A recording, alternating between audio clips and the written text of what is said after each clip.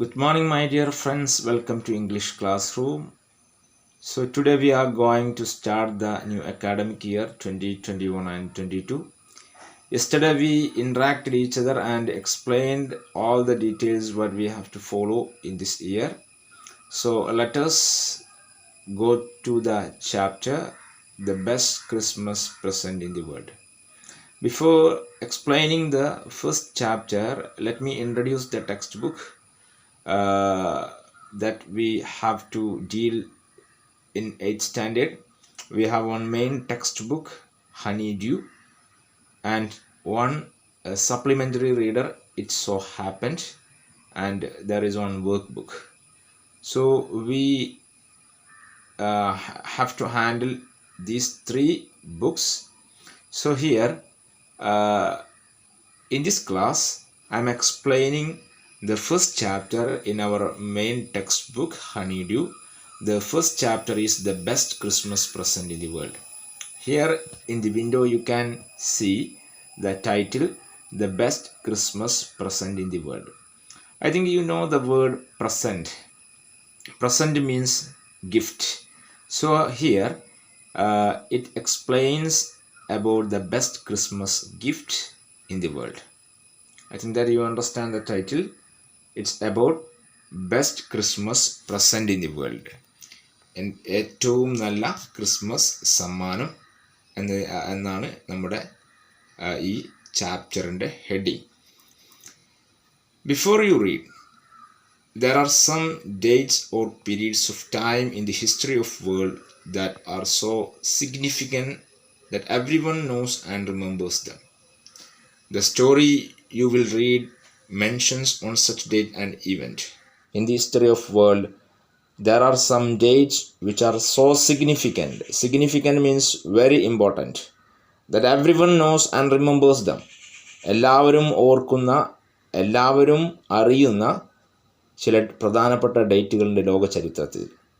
The story you will read mentions on such date and event. A war between the British and the Germans in 1914. The story what we are going to explain here, the best Christmas present in the world, it was taking place on such an occasion. It was in 1914. 1914 ജർമ്മൻസും ബ്രിട്ടീഷും തമ്മിലുള്ള ഒരു യുദ്ധത്തിൻ്റെ പശ്ചാത്തലത്തിലാണ് നമ്മുടെ ഈ story നടക്കുന്നത്. Can you guess which war it was? Can you say which war it was?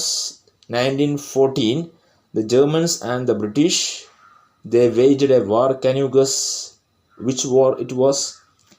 ബ്രിട്ടീഷും ജർമ്മനിയും തമ്മിൽ, ബ്രിട്ടീഷുകാരും ജർമ്മൻസും തമ്മിൽ 1914 നടത്തിയ യുദ്ധം ഏതാണെന്ന് പറയാൻ കഴിയുമോ? You please guess it.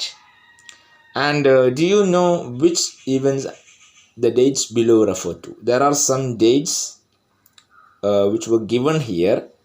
It's very important in the history of the world.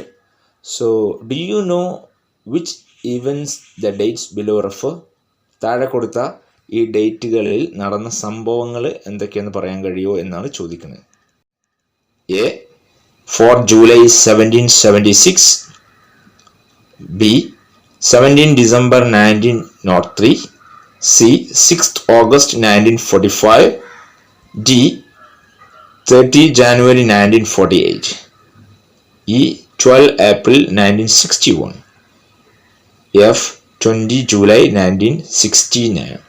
So these dates are very important in the history of world. So can you guess?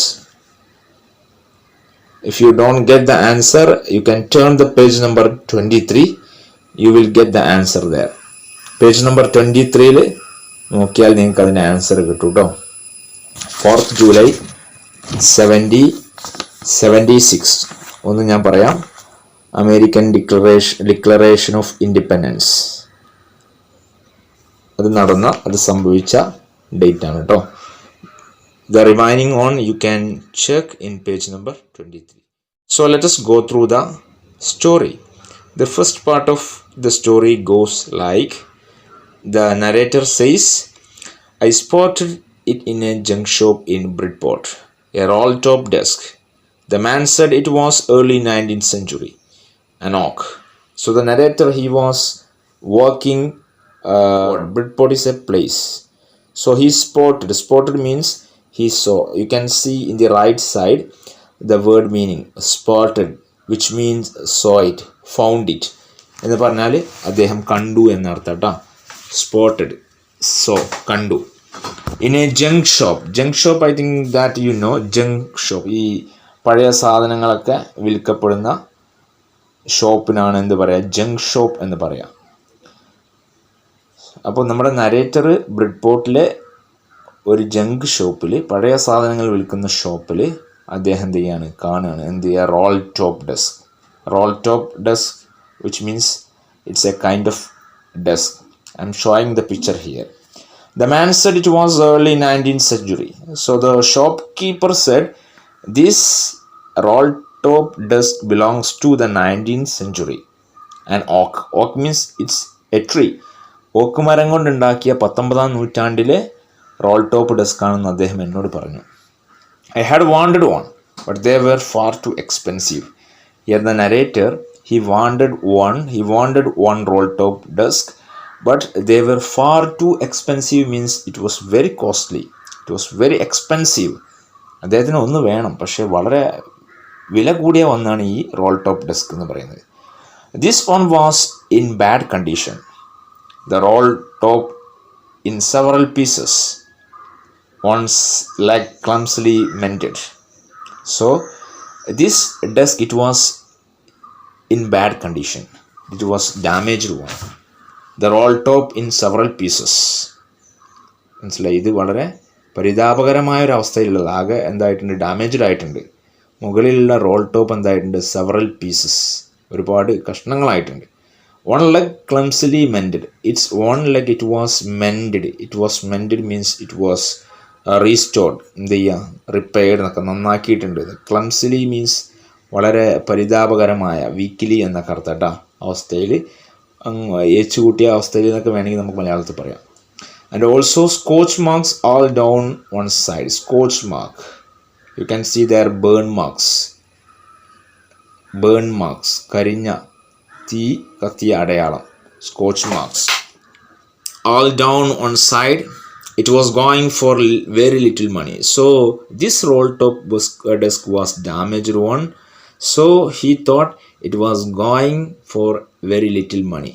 Here the narrator thought he will get this roll top desk in cheap cost. I thought I could restore it. Here the narrator thought he can buy this roll top desk in cheap cost, and also he can restore it. It would be a risk, a challenge, but I had to have it.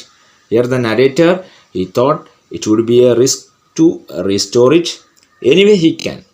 അദ്ദേഹം ചിന്തിക്കാണ്, ഇതെന്ത് ചെയ്യുക, കുറഞ്ഞ വിലക്ക് കിട്ടും, വീട്ടിൽ കൊണ്ടുപോയിട്ട് restore ചെയ്യുക, എന്നാലും വേണ്ടിയില്ല, അയാൾക്ക് അത് വാങ്ങാം എന്നുള്ളൊരു ആഗ്രഹം അയാൾക്കുണ്ടായി. I paid the man and brought it back to my workroom at the back of my garage. So here the narrator paid the man what the amount he asked, and he took the roll top desk to his workroom at the back of his garage. അദ്ദേഹത്തിൻ്റെ വീടിൻ്റെ ഗാരേജിൻ്റെ, അദ്ദേഹത്തിൻ്റെ garage means here വാഹനങ്ങളൊക്കെ നിർത്തുന്ന ഷെഡിനാണ് പറയുക കേട്ടോ. അതിൻ്റെ പിറകു വശത്തുള്ള work റൂമിലേക്ക് അദ്ദേഹം എന്ത് ചെയ്തു, ആ റോൾ ടോപ്പ് ഡെസ്ക് കൊണ്ടുപോയി. I began work on it on Christmas Eve. On a Christmas Eve, ക്രിസ്മസിൻ്റെ തലേ ദിവസം. He began to work on the roll top desk. He began to restore the old roll top desk.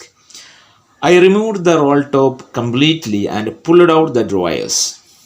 So here he removed all the roll top completely and he pulled out, വലിക്കുക, drawers.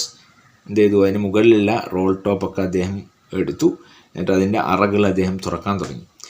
The veneer had lifted almost everywhere. Veneer means a thin layer of plastic or decorative wood on furniture of cheap wood.